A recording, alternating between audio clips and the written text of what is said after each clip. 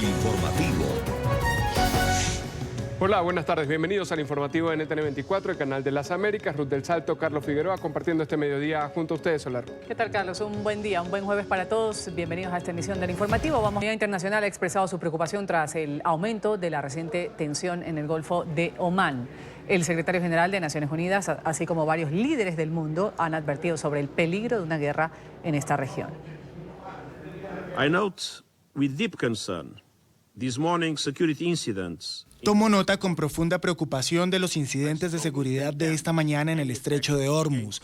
Condené enérgicamente cualquier ataque contra buques civiles. Hay que establecer los hechos y aclarar las responsabilidades. Y si hay algo que el mundo no puede permitirse, es una gran confrontación en la región del Golfo.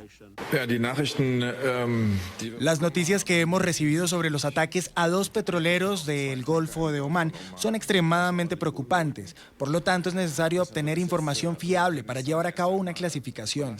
Los acontecimientos son lo contrario a lo que necesitamos ahora mismo y en sí la situación de la región. Esto quedó muy claro durante mi viaje allí y dejamos claro a todas las partes implicadas que una escalada de la situación es peligrosa. Es tan importante el estrecho de Hormuz. Vamos a entenderlo un poco, o a explicarlo, mejor dicho. La zona en donde ocurrieron los ataques a estos buques es fundamental para el comercio del petróleo. El estrecho de Hormuz tiene 280 kilómetros de longitud y 33 kilómetros de ancho, lo que lo convierte en una de las zonas más angostas de todo el mundo. Pese a las condiciones, por ahí transita el 35% del hidrocarburo que se comercializa por vía marítima y la quinta parte del crudo que se consume en el mundo. Arabia Saudita, Bahrein, Emiratos Árabes Unidos, Kuwait, Omán y Qatar son los países que rodean el Golfo y que componen el Consejo de Cooperación. Junto a Irak e Irán son las naciones que producen la cuarta parte del crudo que se distribuye en el planeta, es decir, unos 100 millones de barriles por día. El estrecho de Hormuz se ha convertido en un punto determinante en los últimos meses, luego de que Irán amenazara en varias ocasiones con bloquearlo en caso de un conflicto con Estados Unidos. Esto como consecuencia del endurecimiento de las sanciones de Washington contra Teherán, en especial las que corresponden al sector energético. Pese a que los países del Golfo han intentado hallar otras vías para comercializar el petróleo, las iniciativas no han tenido éxito.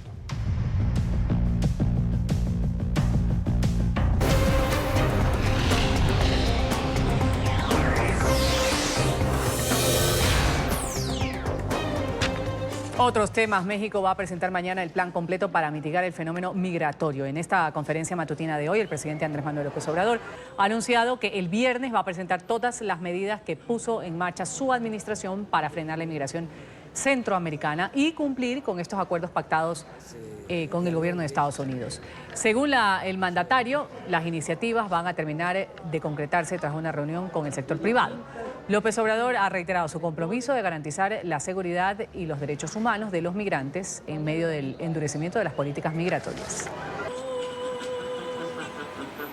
Hoy tengo una reunión con el Consejo Coordinador Empresarial y se va a suscribir un documento para trabajar de manera conjunta sector privado y sector público al mediodía.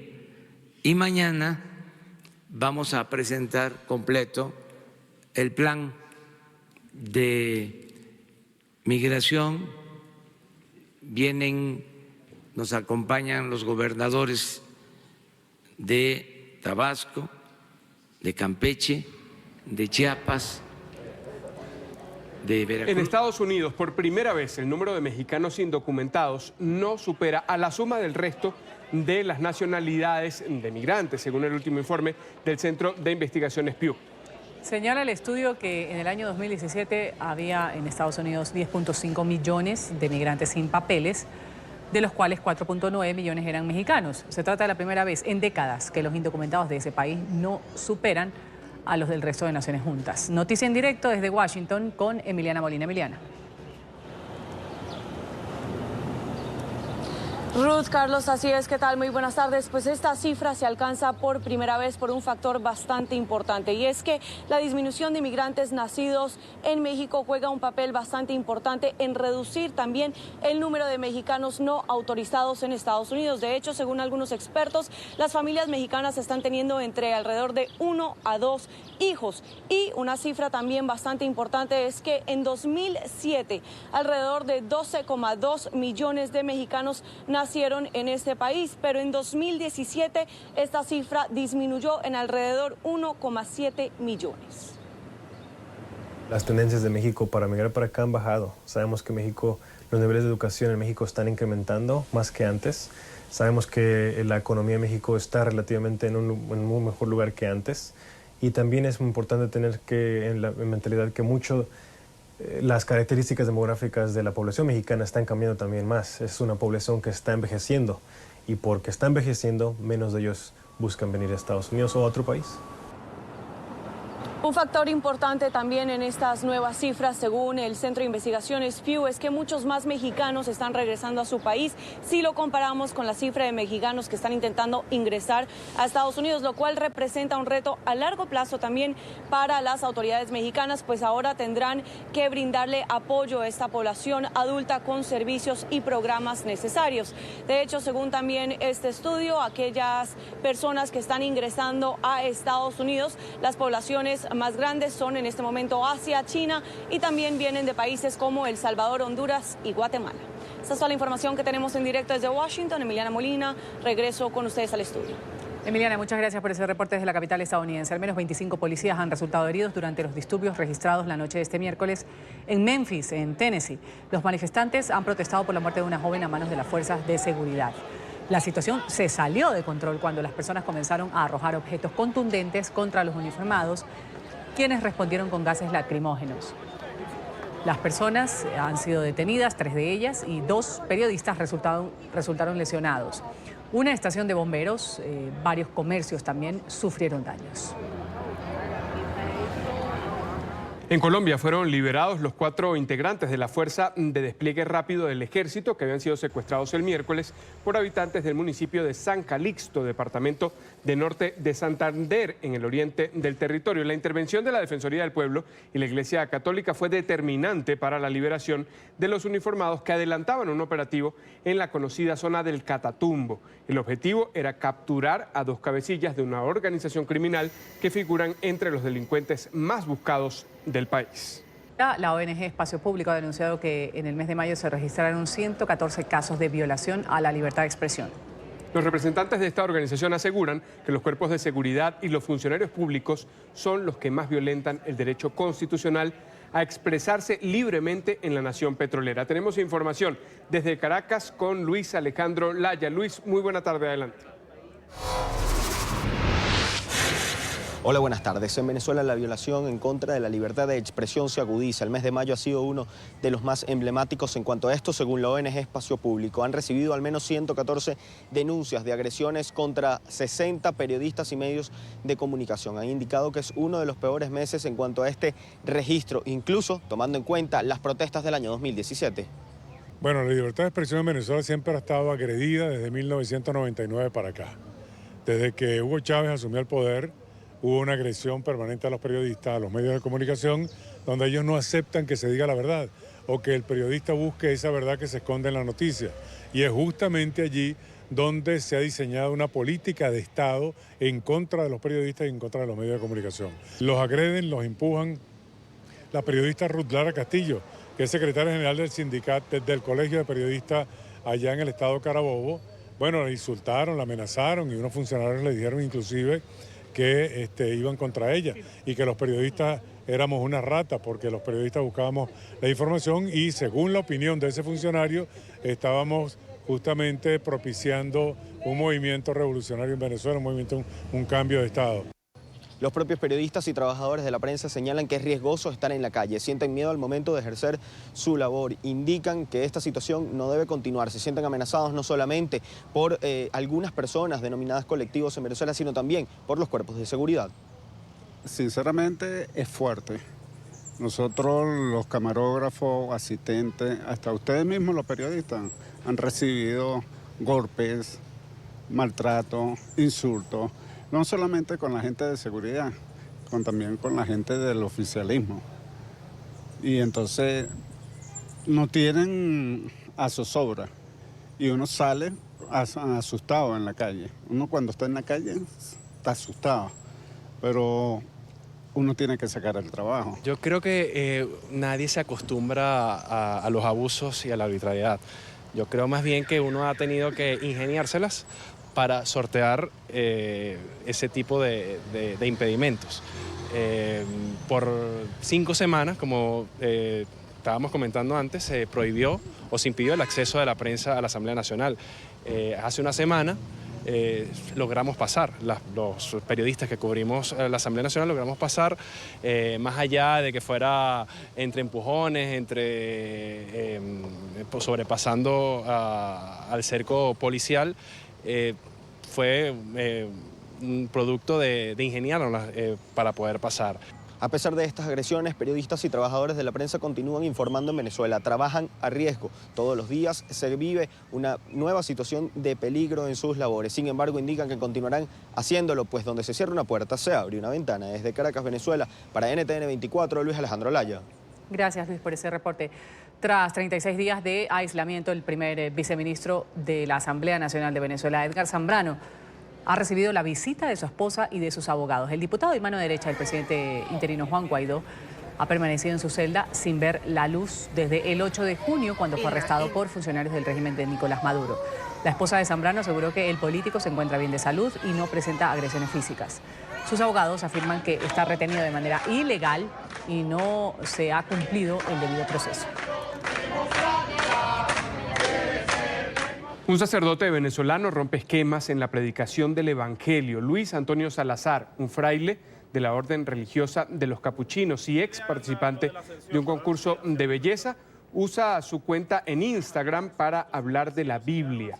Con su teléfono inteligente graba la serie de sermones que luego transmite cada semana y que lleva por nombre Vivir el Evangelio.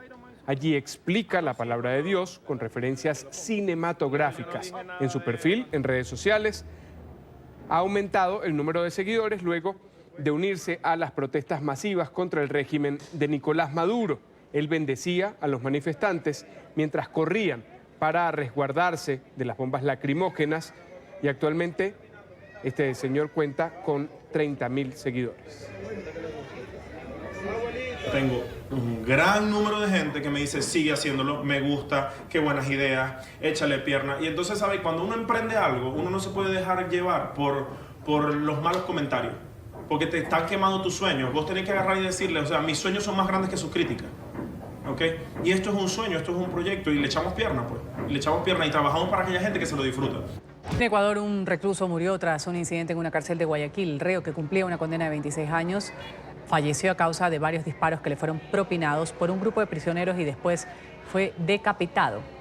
El sistema penitenciario de Ecuador fue declarado en emergencia el pasado 16 de mayo a raíz de riñas mortales en varias cárceles y del hacinamiento que hay, que bordea el 40%.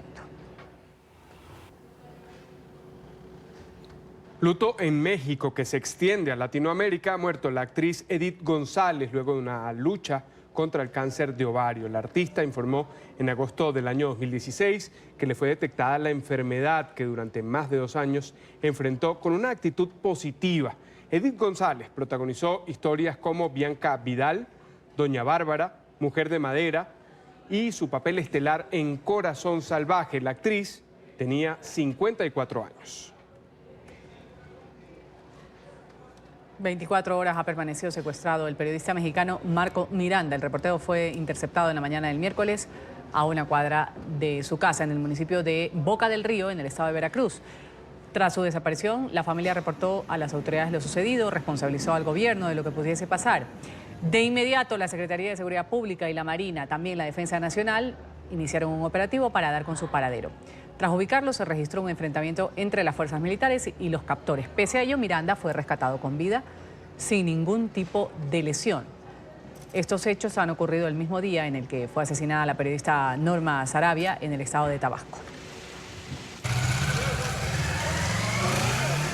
La ex primera dama y candidata a la presidencia de Guatemala, Sandra Torres, lidera las preferencias en una encuesta publicada en las últimas horas. Le siguen los aspirantes Alejandro Gimatei y Roberto Arzú. Los guatemaltecos están llamados a las urnas para este domingo.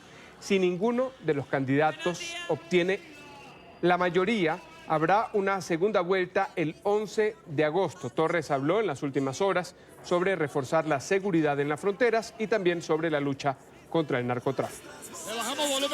El cuidado de nuestras fronteras, tienen que estar mejor cuidados, depurar a la policía, depurar también al ejército que está muy contaminado. No hemos depurado nuestras fuerzas ni militares ni policíacas y todas esas están siendo invadidas por el narcotráfico.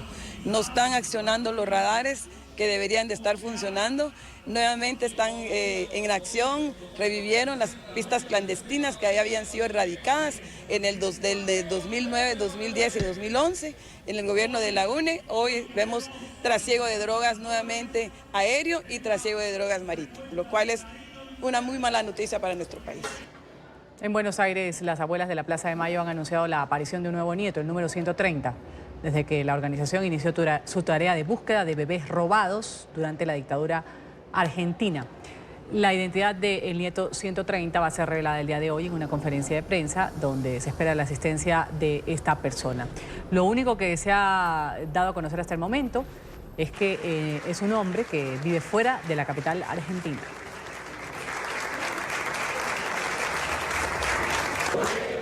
El Comité de Inteligencia de la Cámara de Representantes de los Estados Unidos emitió citaciones a dos ex asesores del presidente Donald Trump, Michael Flynn y el ex vicepresidente de campaña del mandatario Rick Gates, quienes se declararon culpables en los cargos por la investigación de la llamada trama rusa. Deberán comparecer el próximo 10 de julio. De acuerdo con la comunicación enviada a los exfuncionarios, el comité está examinando las preocupaciones profundas de contrainteligencia que fueron planteadas en el informe del fiscal especial Robert Mueller y requiere hablar directamente con ambos. Trump les deseó suerte a Flynn y criticó el proceder del comité.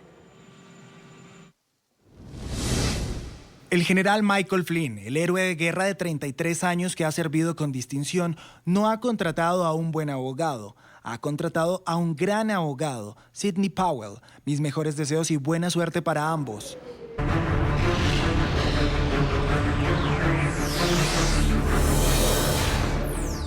En el Reino Unido, Boris Johnson arrasó en la primera ronda de votaciones para conocer al sucesor de Theresa May. El exalcalde de Londres obtuvo la mayoría del apoyo de los diputados conservadores con 114 papeletas en su favor sobre un total de 313. 3 de los 10 candidatos de la primera ministra quedaron descartados en esta fase de los comicios. En segunda posición quedó con 43 votos el ministro de Exteriores Jeremy Hunt, quien se perfila como el candidato favorito entre los conservadores moderados. La próxima votación se va a realizar el 18 de junio. Damas y caballeros, en nombre del Comité de 1922, Charles Walker y yo, como escrutadores para la elección del líder del Partido Conservador y Unionista, podemos ahora declarar los resultados de la primera votación. El número total de votos emitidos en la boleta de hoy fue de 313 y les agradará saber que no hubo papeletas estropeadas o rechazadas. Los siguientes 7 candidatos son elegibles para participar en la próxima votación del martes 18 de junio. Michael Gove, Matt Hancock, Jeremy Hunt, Sajid Javid, Boris Johnson, Dominic Raab y Rory Stewart. El ministro del Interior del Reino Unido ha firmado la orden de extradición de Julian Assange a los Estados Unidos. Así se ha dado luz verde a este proceso de extradición al cofundador de Wikileaks a Estados Unidos. El ministro del Interior, Sajid Javid, ha confirmado que firmó esta orden en las últimas horas. Assange ha sido condenado a 1 año de prisión por saltarse las normas de libertad provisional impuestas por la justicia británica y atrincherarse en la Embajada de Ecuador en Londres, donde tuvo protección diplomática. Ahora hace frente a hasta 18 acusaciones en los tribunales estadounidenses. Las más graves incluyen delitos contra la ley de espionaje, contra la seguridad nacional. Se le acusa de publicar información confidencial relacionada con las intervenciones militares en Irak y Afganistán.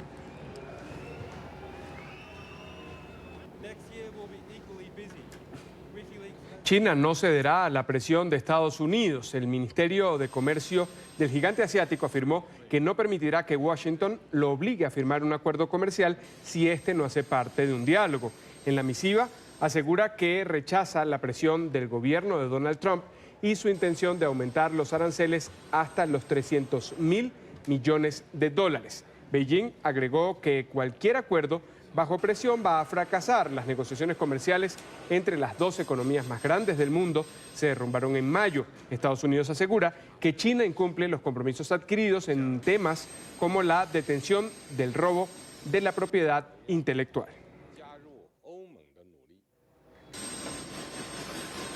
España ha terminado el considerado juicio del siglo en contra de los políticos independentistas que son acusados de rebelión, de sedición y malversación de fondos públicos por haber convocado un referéndum separatista. Durante las 52 semanas que duró este proceso penal, los acusados han insistido en su inocencia. La sentencia se va a conocer entre septiembre y octubre próximos. La noticia la tiene en Madrid Marcelo Moncayo. Marcelo, adelante, buena tarde. Hola, ¿qué tal? Un cordial saludo para todos ustedes desde Madrid. Así es, amigos televidentes, a este juicio se lo ha calificado como el juicio del siglo por toda la connotación política y mediática que ha generado en la sociedad española. Se espera que este tribunal, el Supremo, dicte sentencia entre septiembre u octubre. En España quedó listo para sentencia el denominado juicio del siglo. Desde este jueves, los jueces del Supremo tendrán que empezar a deliberar para determinar si finalmente los 12 acusados cometieron los delitos de rebelión, sedición y malversación de fondos públicos por la organización de un referéndum separatista en Cataluña el 1 de octubre del año 2017. Situación que produjo varios hechos violentos entre fuerzas de seguridad y ciudadanos defensores de la separación de esa región del país del resto de España. En su última alegación, Oriol Junqueras, ex vicepresidente de la Generalitat de Cataluña, pidió que este debate salga del plano judicial y vuelva al político. La Fiscalía pide para él 25 años de cárcel. Creo, sinceramente, que lo mejor para todos, para Cataluña, para España, para Europa, para todos, sería devolver la cuestión al terreno de la política, de la buena política, de donde nunca debería haber salido. Devolver el asunto al terreno del diálogo, la negociación y el acuerdo. Mientras tanto, mi trabajo debe ser el de contribuir siempre, a través también del juicio de las urnas, a promover la democracia, la convivencia y el bien común. Otros presos, en cambio, aprovecharon su último turno de palabra para asegurar que nunca alentaron la violencia y que volverían a actuar de la misma manera en defensa de sus ideales. Y sí, señorías, he llegado a esta bancada de los acusados defendiendo pacífica y democráticamente la independencia de Cataluña. Soy independentista, no lo voy a esconder, lo soy y lo seré, defendiendo el derecho a la autodeterminación de Cataluña. Lo he defendido, lo defiendo, lo defenderé, pero también defendiendo que no hay un camino para el diálogo. El diálogo ha de ser siempre el camino. Y en este sentido reivindicar una vez más y también a la Fiscalía que no hay ningún tipo de arrepentimiento, que todo lo que hice lo volvería a hacer porque estoy convencido que es lo que tenía que hacer. La sentencia definitiva que tiene que emitir el Tribunal Supremo se podría conocer entre septiembre u octubre. Amigos televidentes, pero es importante recordarles que otro de los políticos catalanes acusados de los mismos delitos es Carles Puigdemont, expresidente de la Generalitat de Cataluña, pero él no se ha sentado aquí en el banquillo de los acusados porque se encuentra huido de la justicia. Este es el informe Marcelo Moncayo, NTN 24, Madrid. Marcelo, gracias por tu reporte desde España. La ciudadana estadounidense Amanda Knox ha arribado a Italia por primera vez desde que fue absuelta tras las acusaciones en su contra por un caso de homicidio. La mujer llegó al aeropuerto de Milán en las horas de la mañana, en donde fue abordada por un grupo de periodistas que esperaba su llegada. Knox estuvo casi 4 años detenida en una prisión de Italia luego de ser condenada por el asesinato de su compañera de cuarto, Meredith Ketcher, en el 2007. La mujer ha regresado al país europeo para dar un discurso en un festival de justicia penal y lo hará el próximo sábado. Una densa tormenta de arena fue registrada en la India. La intensidad de los vientos obligó a que los vuelos fueran suspendidos temporalmente en Nueva Delhi. Tras el incidente, decenas de autos y viviendas quedaron completamente cubiertos de polvo, como de película. Ocurrió en la India. Colombia va a romper un récord Guinness con la taza de café más grande de todo el mundo. Esta iniciativa tiene lugar en el tradicional eje cafetero, donde se pretende además batir la marca del mayor número de personas degustando al mismo tiempo de esta bebida típica nacional. La tierra donde se respira café tendrá el 15 de junio el récord de la taza más grande del mundo. Con más de 4 metros de altura, 7 metros de diámetro en su parte superior, 31 toneladas de peso y capacidad de albergar más de 22.000 litros, el gigantesco recipiente es construido en Chinchiná, municipio declarado por la UNESCO como Paisaje Cultural Cafetero Colombiano. Ya tenemos la taza instalada, ya estamos avanzando en un 95% de la terminación de nuestro proyecto. Ya faltan muy pocas cosas, ya falta pues terminar de hacer algunos detalles a la taza, falta terminar de hacer unos ajustes en la parte de estructura y pintura, pero ya vamos a entregar dentro de muy poco tiempo este sueño para nuestro eje cafetero entregado por completo. El récord vendrá por partida doble, ya que también buscará batir la marca del mayor número de personas degustando café en un mismo lugar, reconocimientos que ya han alcanzado países como Perú, China, Inglaterra y Honduras. El día 14 de junio, un miembro verificador de los Guinness Records llegará a Chinchiná para presenciar el histórico momento. Yo creo que cada vez estamos más cerca de hacer realidad, que para Colombia el primer récord Guinness relacionado con el tema cafetero se nos dé. Además de promover el turismo, el objetivo de la iniciativa es crear conciencia y brindar apoyo a los recolectores de café, fomentando el orgullo hacia los campesinos colombianos, a quienes se les atribuye el origen y la expansión del cultivo del grano. Tras batir el récord se impulsará y desarrollará Origen Café, un programa de apoyo a las familias cafeteras del país. Vamos a volver en una hora con una actualización de los hechos que son noticia en el mundo. Les agradecemos su sintonía con el informativo. Los invitamos también a que sigan informados. En Twitter nuestra cuenta es @NTN24 y en la web ntn24.com. Feliz tarde.